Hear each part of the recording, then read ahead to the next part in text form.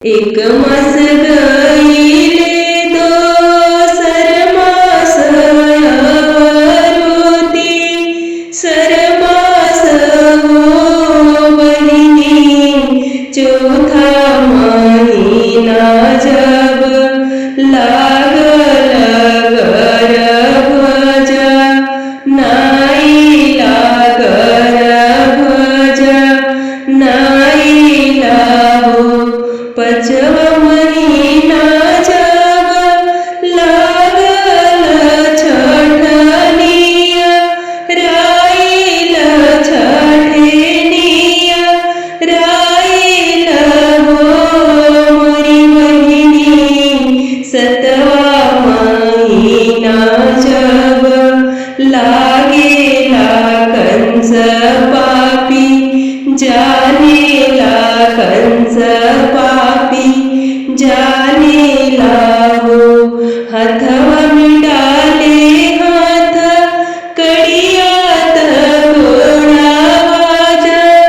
जिरडाले गोळा वाजन जिरडाले हो मोरी बहिणी हनी देला बजर के वडिया पहरुआ लागा वाई देला पहरुआ लागा वाई देला हो आठव महिना जब लागल नववेनिया राईल नववेनिया राईल हो बहिणी नववे महिना जब बीतल त्रिभुवन जन्मेले त्रिभुवन जन्मेले हो हाथवा की खुले हाथ कडियात गोडवा की जन जिरे खुले हो बहिणी खुली गईले बजर के वडिया पहरुआ सब सुती गईले पहरुआ सब सुती गईले हो भादो की रतिया में आवन कैसे के पार उतरब कैसे के पार उतरब हो आहे चरण दिहले लाट काई चरण छुई थिर भली चरण छुई थिर भैली हो वासुदेव उतरी पतरी गली पारा जहारे देवकी रहेली जहारे देवकी रहेली हो आहे देवकी के गोद डाली दिहले धगडीनी जागेली धगडीनी जागेली हो अतन वचन जब सुनली देवकी त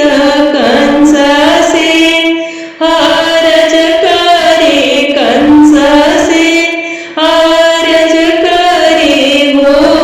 भैया सात पलक मारे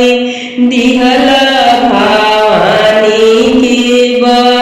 कसी देव भावानी के बा कसी देव हो अतन वचन कंस सुनले त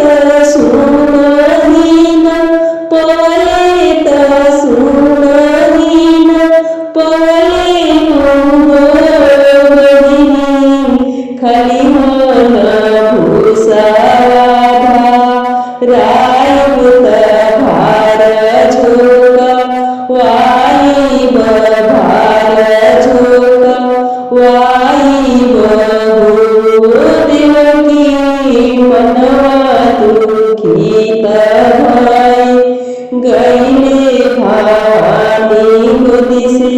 देई देली भावानी गोदिसे देई देली गो देवकी के मनवा दुखित भाई